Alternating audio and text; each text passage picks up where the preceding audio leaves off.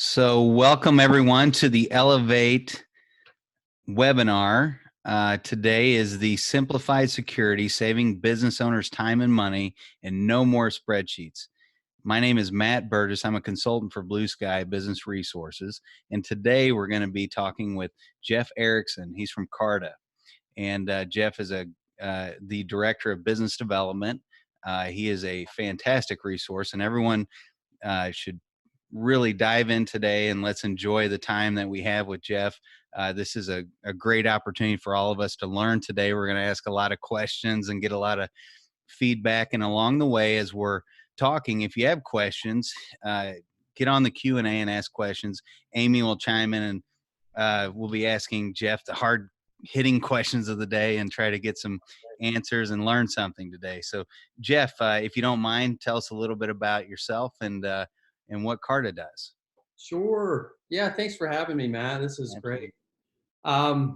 So just a little background on me. I grew up in Utah, and after graduating from the University of Utah, ended up in working for an investment company.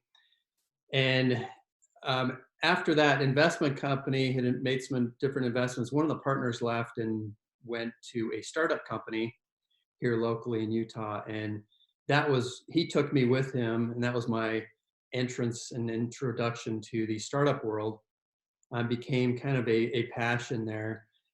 Um, as things kind of transpired, my wife ended up creating a startup, and I helped her raise some money and get some investors in, and went through that whole process of growing and selling a business. And it was after we had sold that business that I came across a little company called eShares at the time. And they were based out of Palo Alto, California. And as we started talking, they had some interest in setting up an office in Utah. And yeah, as they opened up an office in Utah, we kept the conversation going, and I ended up joining in the initial cohort of individuals as we opened up the Utah office. So we started out, the company went through a rebrand and is now Carta. And I'll tell you a little bit about what Carta does as it applies to making security simple. But yeah, it's been fascinating to see. That was about 2.5 years ago. We started with just a handful of people in the Salt Lake City office, and it was really like a startup within a startup. Because when you start with 5 people in this co-working space, Yeah. and you quickly grew to 60 people in a co-working space, which is really chaotic. But now we've got probably 200-ish employees here in the Salt Lake office alone. So Wow. it's been fun to see the dramatic growth. And like I said, it's been kind of that startup within a startup over the past 2.5 years or so. Excellent. So tell me a little bit about, what does Carta do? Yeah. So in its simplest form, I would say Carta makes equity simple. And I what I mean like that. by that, so that's pretty simple. I like it. Uh, what I mean by that is, traditionally, the way that companies would manage their equity was all through spreadsheets. Whenever you're issuing stock in a company or units in an LLC, you have to keep track of that. And that's what Carta does, is it keeps track of who owns what, who owns the shares or the units in the companies. And you might think, well, that sounds pretty easy, pretty simple. But you start getting things like, as investors come in, they might have preferences. Like they might get paid out before another investor, or before the common shareholders or the preferred shareholders. So you have all these different things that start to complicate what's called the cap table. And the cap table is what keeps track of this. And that's what Carta has really helped to simplify, not only the managing of that, but even the issuing of the securities. So as you're issuing stock, for example, up to founders or investors or employees in stock options, you do that all electronically right through Carta. So no more paper stock certificates that get lost. But the beauty of that is that it then enables the cap table to be automatically updated. Hmm. That really removes the burden internally for somebody having to always go in and make adjustments to the cap table every time somebody exercises new shares or you're issuing new shares. It's all done automatically through software. So dealing with investors, going back to that, so really you're the gold standard. So whenever we're dealing with attorneys and we're trying to gather information and put this together, and as a person that has worked in that field, it's a real pain. You take that out of the equation. So it's interesting because when I first joined Carta, one of my biggest concerns and questions was, are the attorneys going to get upset because you're reducing their billable hours, and are we going to be fighting against attorneys on that? And it's been just the opposite, which has been fascinating. You've actually our biggest source of referrals are from law firms or the attorneys working with startup companies. Sure. So if you look at it from the attorney's perspective, it makes their life a lot simpler to have a single source of truth where everything is running through a single platform. What happens too often, and especially in these startup companies, is you'll get a founder that gets a new company created, Hmm. and they're nervous to call their attorney because they're thinking, oh, I'm going to get billed X dollars an hour every time I pick up the phone and talk to the attorney. And so they'll make promises, or they'll do, say, okay, we'll issue some stock options, or we'll, give so and so some stock, but we're not going to call our attorney and tell them because they're going to charge us or bill us for that. So we'll tell them, we'll wait till all this stuff happens, and then we'll let them know, once we can get it all together. And you see that happen over and over again. And what ends up happening is by the time they end up telling the attorneys, all the stuff that they've done, the attorneys are just shaking their heads going, this is going to cost you like, 3 times more to Yeah. now clean all this stuff up that you've done. Why didn't you Sure. just call me and do this right from the beginning? So what Carta is enabling is one, everything that's done is done through the Carta platform. So you Hmm. now have a single source of truth that you're all working from. But it also speeds up the process for the law firm or the attorneys as well. So it's really a benefit on both sides. All the way through. So you're carrying it all the way through the process of any deal that's going on, or the management of the with the employees issuing stock and all of this. You're managing all of that. So, So the software, everything's running through the software. yes. You're still going to have, I mean, your attorneys or in-house counsel or whoever's doing all of this, they're still going to be, drafting documents or making sure everything's accurate, but you've now got a single source of truth where everything is held in one place. So in addition, all of the documentation can be stored right there in Carta. You've got, data rooms and all kinds of functionality that's just in one place. So it makes it really convenient for, the law firms and the clients in that interaction as well. I can remember dealing with, it seemed like every large national corporation I used to work with, we would have to use their data room, and it became like you would spend really pretty much the whole time trying to figure out how to use their data room. By the time we got to the end, then it's, the deal's over with or whatever, we moved on, however it worked out. So it seems like with Carta that if you're implementing Carta into your everyday, or this becomes the standard, as you were saying, attorneys and everyone wants to go to this because it's the universal language, right? Right, right. Yeah. And again, it's nice to have everything in one place. So you've got a platform that enables you to communicate with investors, to communicate with your law firm, to even internally, you can share different views or permissions within Carta for those that need different information.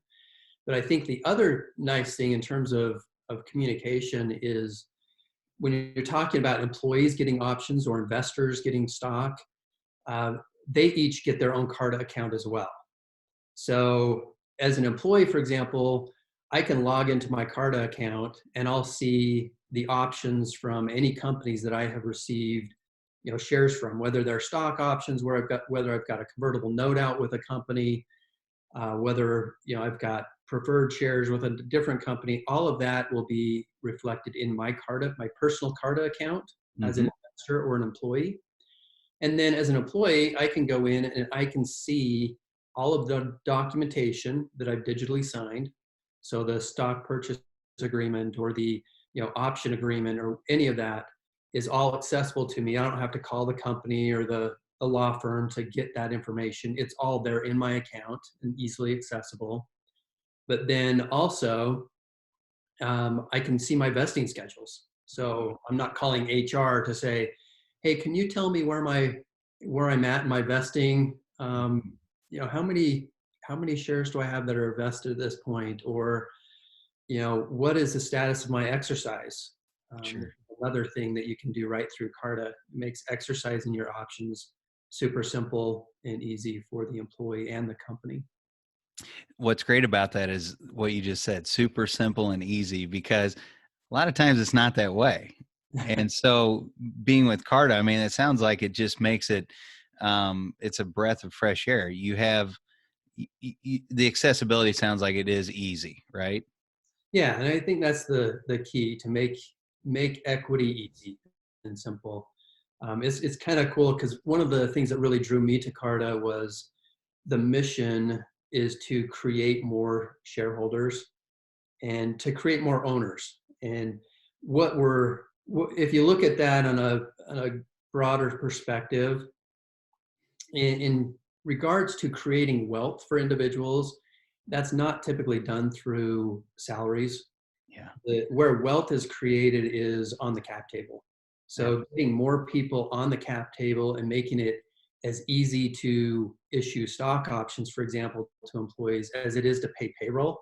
Mm-hmm. That's really one of the missions of Carta, is to make it so it's easy to create new owners and to really kind of flatten the wealth gap and to address that, um, by enabling people to get on the cap table and generate wealth as these companies grow. Could you explain to those who might not know what the cap table is? Could you explain a little bit about what that is?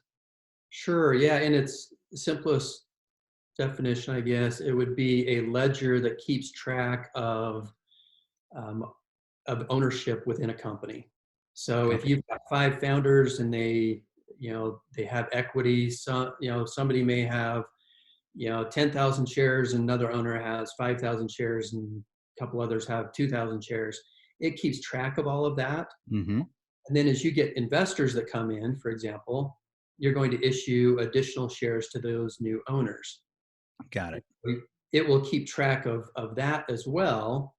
And then it will keep track of those percentages, because obviously if you bring in a new investor, you're going to issue them new shares, and that's going to change the percentage ownership for everybody else as you Sure. get those new shares.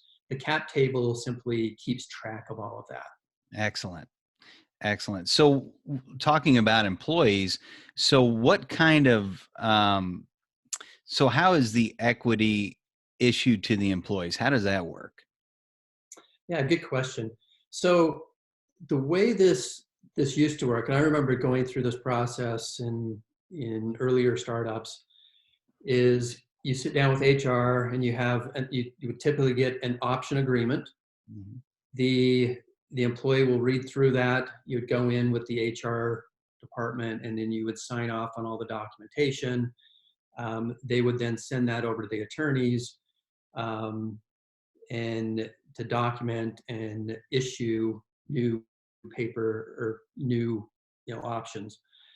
So, and then somebody's got to update the ledger or the cap table, and keep track of all that. So with Carta, the way you do this is you or the attorney would just simply log into Carta. They would issue options electronically. They just go in, plug in all the information right in the Carta software. It would then, put these in draft mode. You do have to, before any options can get issued, they need to be approved by the board. And so you're able to actually, through Carta, even get everything approved through the board, all digitally signed off on. So the next board meeting, or even before the next board meeting, the board members could actually go in and approve the option grants.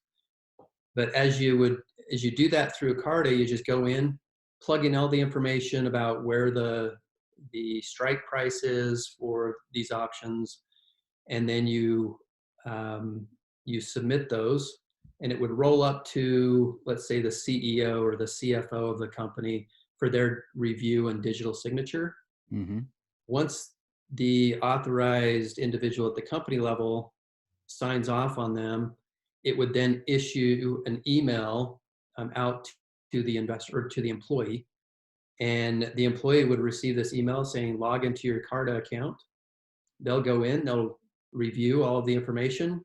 They will sign, digitally sign off on the agreements, and it will then issue those option grants to that employee as soon as they've digitally signed for them. So this is as companies are selling off equity or bringing in investors or creating shares. So this kind of fits along in there with the ESOP. So your ESOP, so when we're talking about primarily venture-backed companies here, Mm-hmm. so companies that have raised some funding, and typically when that happens, let's say you're gonna go through a Series A funding round with an institutional investor. They will typically require you to, as a founder, to carve out an option pool, so a stock option pool. What that means is they're setting aside, let's say, 10 or 15% of the company's shares that are going to be reserved specifically to give to employees as you grow the company. So that's meant to attract top talent. Mm-hmm. So when we're talking about the stock option pool, anytime you're bringing in a new employee and you're going to give them equity, you're going to pull that equity out of this stock option pool that has been reserved for those purposes. Okay. Kind of what you were asking. Yeah, absolutely. No, that's exactly what I was talking about. Cool. Something I was looking at too. So the different types of security issued to employees. So the ISO and the NSO. So can you speak a little bit on that? Yes. So with stock options, you have basically two types of options. So the ISO is your incentive stock options, and those are typically reserved for employees. So there's a benefit to the ISOs, the incentive stock options, in contrast to the NSOs, which are your non-qualified stock options. And the difference is in the tax treatment primarily. So your ISOs are going to have favorable tax treatment for employees that basically say that you're not going to be penalized, or you're not going to have to pay taxes as you vest the options. Oh, that's nice. It's a benefit to employees. There are some limitations on that. Once you get over a certain number of options or a certain threshold, they do transfer into NSOs, your non-qualified. That's typically for your large option grants, where that's going to apply. But your NSOs, so the non-qualified options that don't get the special tax treatment, those are typically given to outside consultants or 1099 individuals, where they're not employees of the company. Got it. The difference there and how that's designated. Got it. So then with the employees, then what's the typical vesting period for that? Yeah, good question. So when you're talking about vesting, what we're talking about is that you're going to earn your shares over time. And you'll see that not only in stock options, but a lot of times in founder shares. So they'll apply a vesting schedule. And the purpose of that is you don't want to give somebody shares and say, okay, we're expecting you to contribute to the company, and then you give them 10,000 shares, and then 3 weeks later they decide to leave and They're go. gone. You don't want them to take those 10,000 shares they really haven't earned. Sure. So a vesting schedule is put in place to where it can be time based. So every month, certain number of shares can be vested or earned. And so what you typically see in stock options is an employee will be given, let's say somebody's given 1,000 option grants. You could apply a 4-year vesting schedule that would be, or a 48-month vesting schedule, which means you'd get 1/48 of those shares every single month over the next 4 years.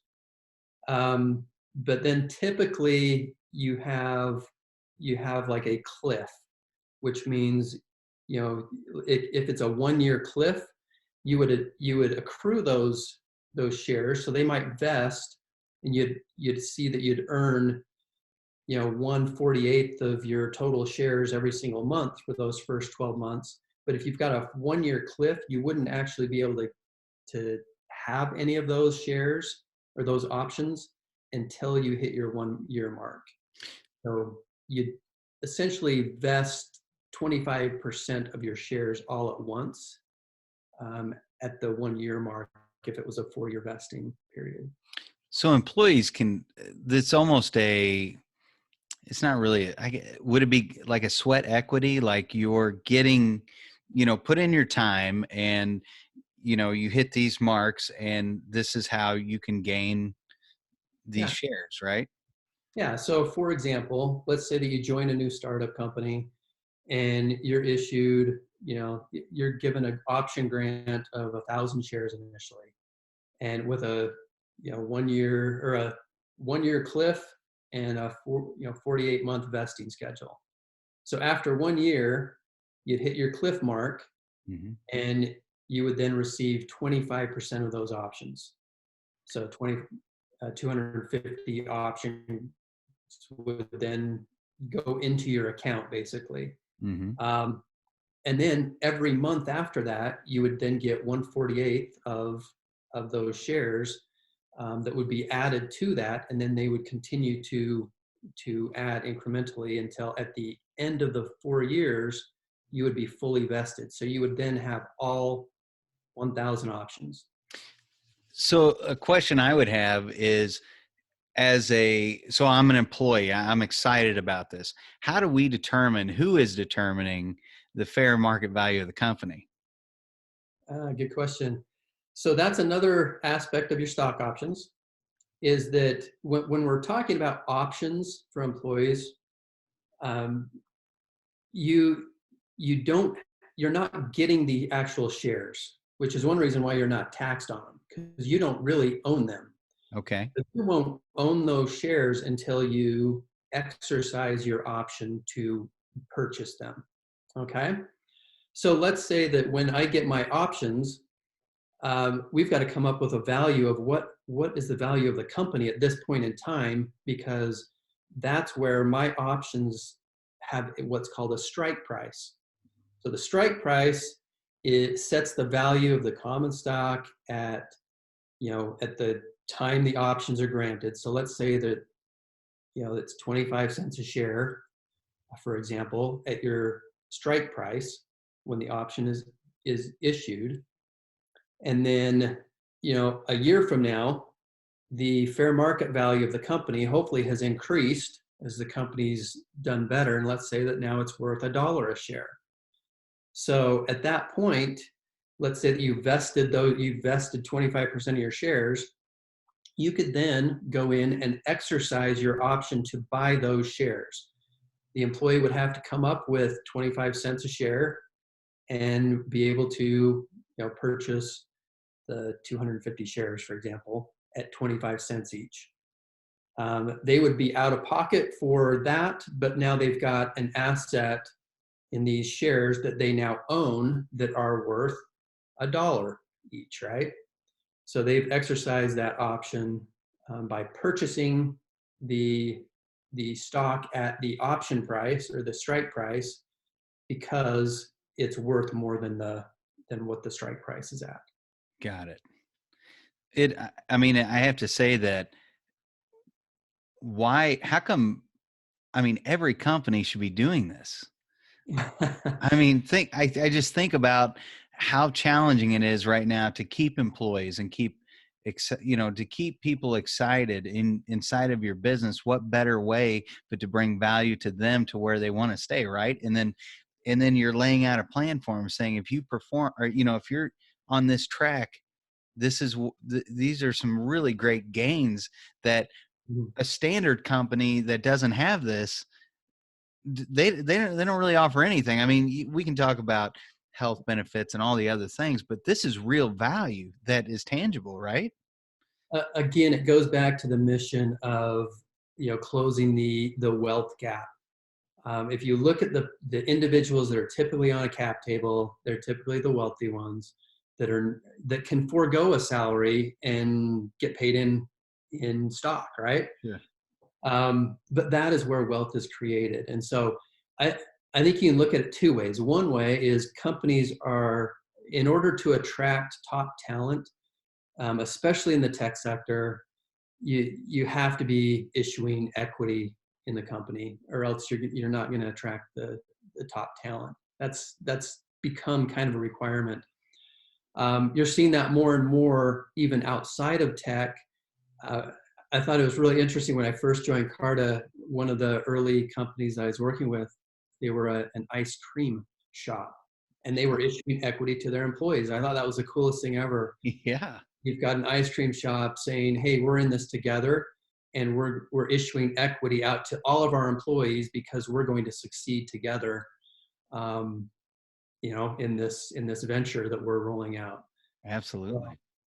So I agree. I think every company, every founder should be looking at incentivizing their employees and their stakeholders with, a chance to earn equity in the company. So looking at Carta and how, if anyone that's listening to this or watching this, so I own a business, this is, I'll play that part. I own the business. I have some employees. What can you do? So I know we've talked about it a little bit in the beginning, but what can Carta do to make, I'm having these thoughts. I want to bring some value to my employees. What can you do that will help me with the process or simplify that process to business owners, um, and their trusted advisors, whether it be the attorneys or whoever's handling this? Um, what can you give me your this is the time now. Give me that pitch of make me feel comfortable. So you're talking an early stage company that's just getting started out. That's it. Um, so one of the things that's been kind of cool the last year, Carta rolled out something called Carta Launch, and it's specifically for early stage companies or early stage founders. It's a free platform, so you could go in and create your cap table right within Carta, and it's free as long as you're not issuing stock options and you need what's called a 409A valuation Sure. included. Then you can use the platform to build out your cap table and issue the equity to your initial founders and stakeholders. So that's made it very easy for founders to, one, get familiar with Carta and cap tables in general, but then to be on a platform, especially if they're looking to raise, they're going to be looking to raise money. Mm-hmm. It'll, one, legitimize them that their cap table is, that they've actually thought about the cap table. They're not just handing investors a spreadsheet and having them do their due diligence on that. But you've got a legitimate, cap table that you can show and then update as you need to going forward. And I'm assuming you'll answer it, I guess, but there has to be, even when I get into the point of past kind of the free phase and I'm actually engaged with Carta and the management, um, it has to cut down, like you spoke about, just on legal fees and not having to recreate the wheel with these other data rooms that have just been terrible to deal with. But what else is there? I mean, it's going to streamline.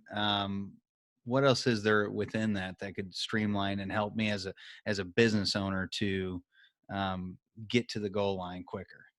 Gotcha. I think like there's a couple things there.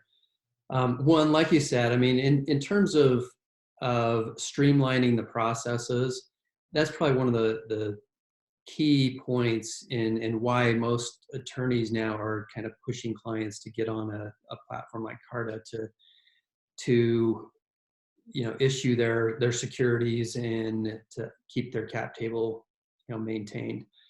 Um, but in terms of preparing for the future, as you're looking out at raising funding, for example, there are all kinds of tools. So once you have all of this information that is now digitized, you can now run scenario modeling. You can run analysis on what is a future fundraise going to do to my equity. So if I go out and raise $10 million tomorrow, what impact is that going to have based on different valuations on my equity and the percentage of the company that I own? You can do that for every employee, every other investor. You can see the impact of dilution on their shares and how that would be impacted by a future fundraising.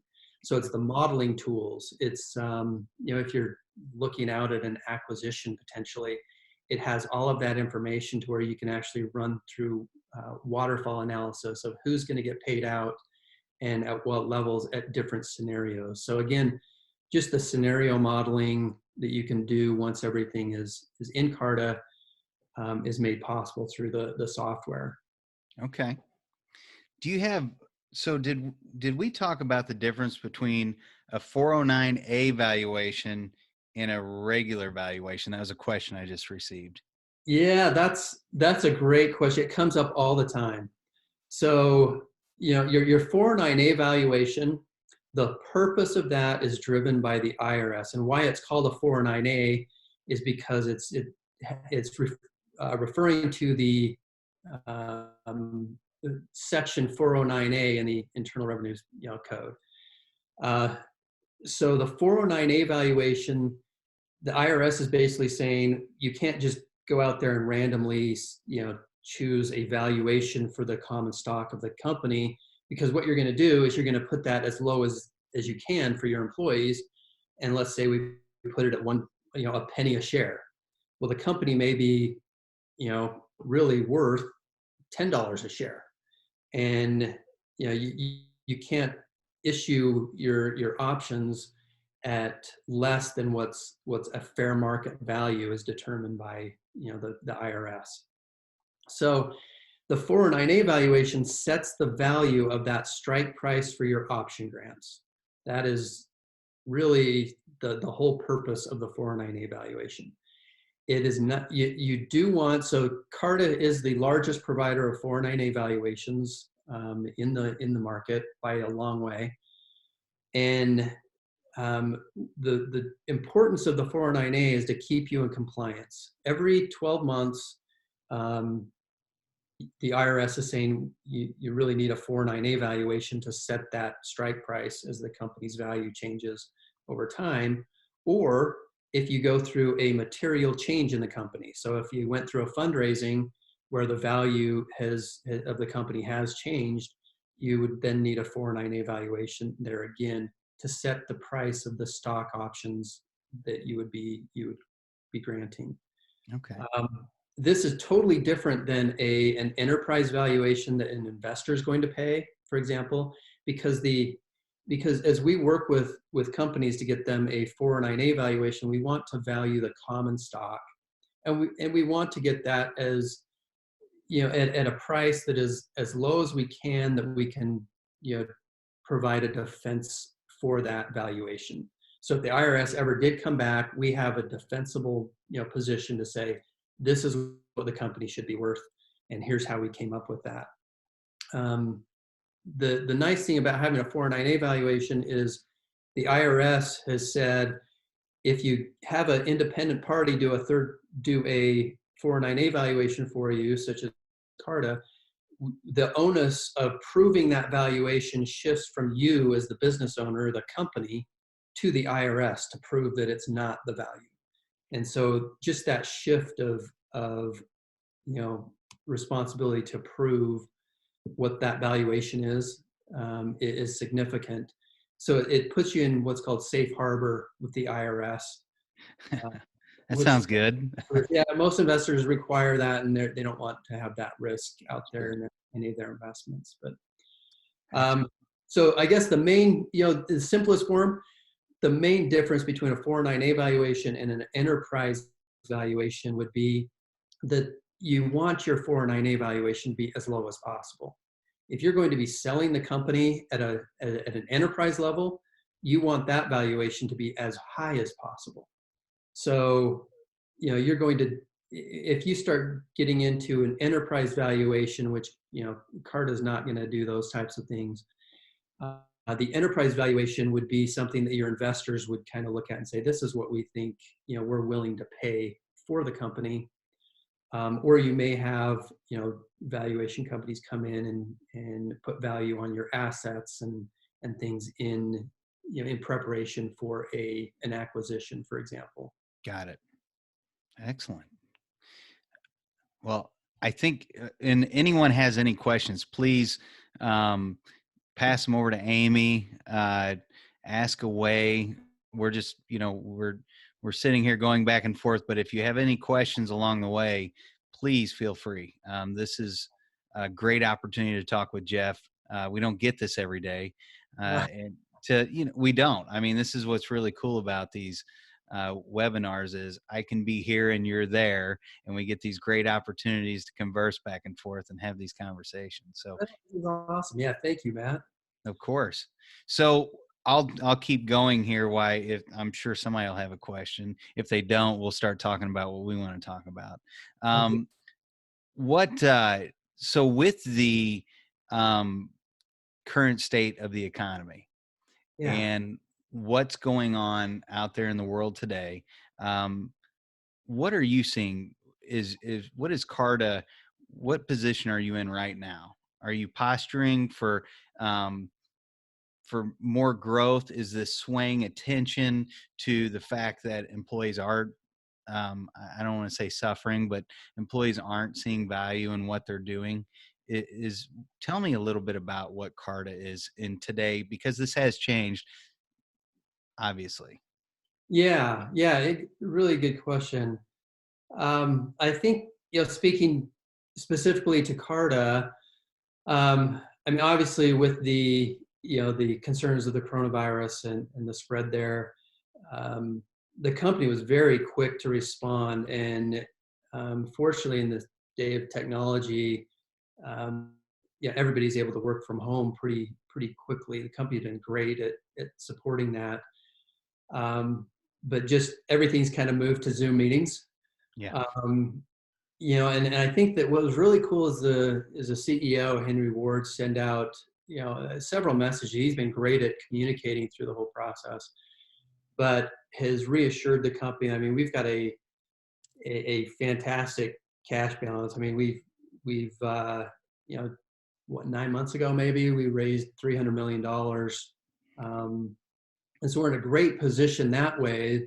And I think, just say this is not a time to panic. No. It's a time to be cautious and not, contribute to spreading the virus or anything like that. So let's take those measures. But in terms of panic, let's go on as, business as usual, and we'll just do a lot of remote things. So I think where we've seen some concern is, and you have to look at the markets as a whole, and you say, this is going to impact the economy. Obviously, already has, with things slowing down, and so will that cause some companies to potentially not be able to make it. I mean, hopefully that's not the case, but it's going to cause some strain on companies that probably have to raise capital right now, um, because you are seeing an impact on travel and things like that that could impact the due diligence of some of these deals. Um, I don't know that we've seen the extent of that at this point. I mean, it's just been a few weeks, but I can imagine we'd see some pullback in funding just because of the processes being slowed down. And so I think there's some concern just overall for the markets. But in terms of Carta as a whole, I think we're well positioned. The other thing is once you're on a platform that's very useful to you, you don't see companies saying, "Oh, we'll go back to issuing paper stock certificates." Uh, Um, well, yeah, what, Jeff? So, if I'm a business owner and I'm listening to this, and maybe I'm really considering, I've got some challenges. I need some talent in here. It's time to deploy. Is there any industries that you can say that are not a good fit for Carta and for this platform? yeah, good question. The Where we see most of the activity is typically in venture-backed companies, because that's where if you're going to be raising money, the platform is extremely beneficial just in that regard. But that's typically where your investors, and in that space, you're going to be issuing stock options most likely, and you're going to be issuing stock to investors. Where you see Carta add less value is in a company. Let's say you've got a sole proprietorship where you have a single owner. Your cap table is pretty easy at that point. You've got one person on the cap table. Yeah. You probably don't need Carta software for something like that. Now, if you're planning to issue additional shares down in the future, then sure, get on a free version of Carta and prepare for that. But in the simplest of businesses that will never have changes to their equity structure, you're probably just not seeing a lot of value in something like Carta. Okay. I see a question came in from Devon Carlson Smith. What is Carta's business model, Jeff? Is this an old? The business model, Yes. so it is a SaaS model. So you're looking at an annual subscription model for the services. It includes your 409A valuations, so it's all bundled in together. At the early stages, when a company needs a 409A, it's typically for what you're going to pay for a 409A valuation elsewhere. You're paying about that same price, and you're getting the Carta software. But it is an annual subscription model, and it grows with the company as the company grows. So the pricing is based on the number of stakeholders in the company that are on the cap table. So including any option holders, or if you've got individuals that have convertible notes, for example, all of those would be considered as stakeholders. And so you can see that we'll grow with the company. So a company that has 1,000 stakeholders that it's tracking and doing that is going to be paying more than a company with 3 or 4 stakeholders. So that's kind of the business model. I hope that answers the question. I think that was a good answer. I'm looking here. Yep. Well, that's great. So there's some more questions coming in here. Luke Muller, Jeff, do you have many customers come to you at later stages in their business rather than early stage venture companies? Yeah, we really do. And a lot of times these companies will either be on another platform that they've outgrown, or they would be trying to manage things in a spreadsheet still. And so it's going to involve more work, because you are going to have to get all of the information that is on that spreadsheet, and you're going to gather all the documentation and all of that and put that into Carta. So we have an implementation team that helps with that entire process. So we've had huge companies come over and do migrations over to Carta to get everything on our platform. The you know the process can be pretty involved, especially if companies have gone through stock splits and all that stuff. But the nice thing, especially if you look at it from an investor standpoint, the nice thing is when you go through and you get your company set up on Carta, you're essentially getting an audit of your cap table because every single thing has to be accounted for. So we're building the cap table from the very beginning, and you could even go back historically and plug in a date in the software from 5 years ago, and you'd be able to see what the cap table looked like at that point in time. So, getting the cap table onto software has tremendous benefits going forward, but even looking back and for audit purposes and things like that. So yeah, the short answer is yes. We have plenty of companies that will come at later stages and say, hey, we need to get on Carta. A lot of times that's even their investors that are requiring that or strongly encouraging that. Okay. So you are for Carta, you're the business development. So if someone wants to reach out to Carta and further this conversation, tell us the best way. Yeah. So my role is business development. I'm working with a lot of our partners like Blue Sky and others that are working with companies day in, day out that may benefit from our services. We'll typically put together a program where sometimes there can be discounts available if customers go through these channels. But I'm over the Mountain West region, so everything from Idaho, Montana, down to Phoenix and New Mexico and everything in between. If you have any questions, feel free to reach out to me, even if you're in Boston or Minneapolis or wherever, and we can get you connected with the right folks. But yeah, I think you feel free to share my contact information, Matt. I'm happy to take questions personally, or feel free to reach out. If anyone has any other questions, we're happy to. Jeff is happy to answer those questions. If not, we can start to wrap this up. Yeah.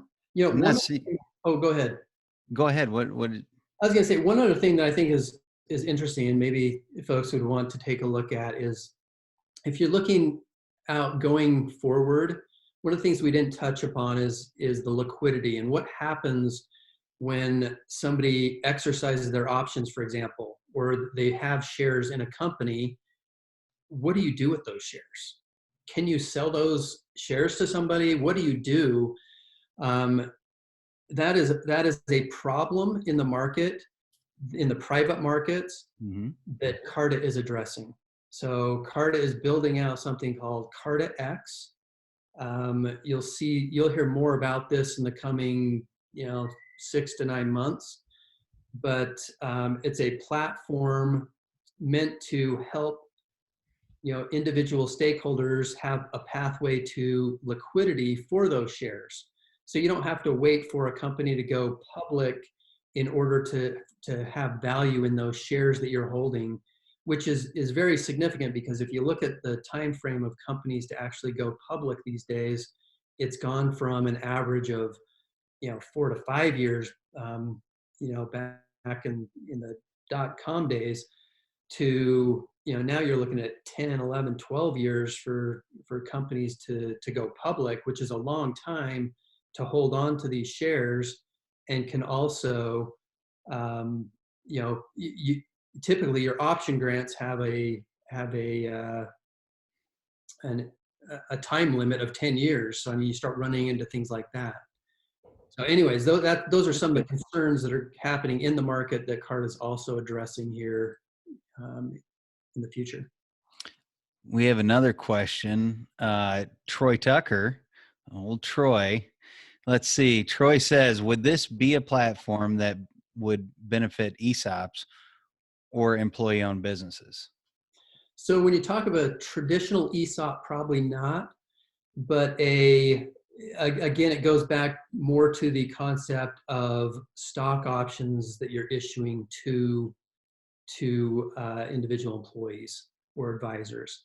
So an ESOP where you're thinking that you have a single owner that wants to then Sell.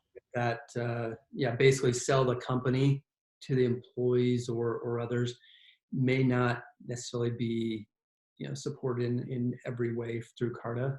Okay. Something we could definitely look at case by case basis, but that's quite different than a stock option pool, if that makes sense. So there's enough of a difference there that your platform's more focused on the stock option pool versus ESOP. Yeah, and a lot of times your ESOPs are structured differently, so it's a different animal than your traditional C corp, where you've got individual shareholders that actually have shares in the company. Okay, I see. Excellent. Well, Jeff, I have to tell you, this has been an eye-opening experience for me. I learned so much today, and I think anyone that's listening to this will be listening to this and watching. We can all say thank you. We appreciate it. You brought a lot of value to the summit or to the webinar, and Elevate is always, enjoying these partnerships and these conversations and learning. Is there anything else you'd like to add to this conversation?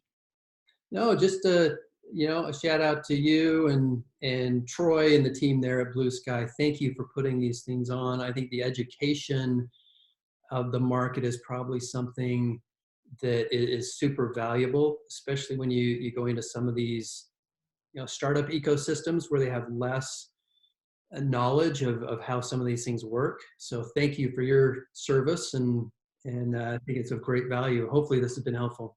Oh, this has been very helpful, and I appreciate everyone coming on today. Blue Sky, we got, oh, good work. Yep. Thanks, Jason. We're excited about everything that's going on. We firmly believe that there's a lot of opportunity that is happening and occurring in these markets today. And no matter what's going on today, I want everybody to know it's going to be okay. We're going to get through this. We persevere. That's what we're good at. So let's keep doing it. And Jeff, thanks so much again for your time. I look forward to seeing you and meeting you in person one of these days. Maybe we can even shake hands if things turn around just right. But I appreciate At least elbow bump. yeah, there we go. Well, I appreciate everyone, and again, reach out to Jeff if you have any questions. His contact information will be available. And as always, we appreciate it and look forward to the next one. Awesome. Thanks so much, Matt. Thank you. Take care. Bye.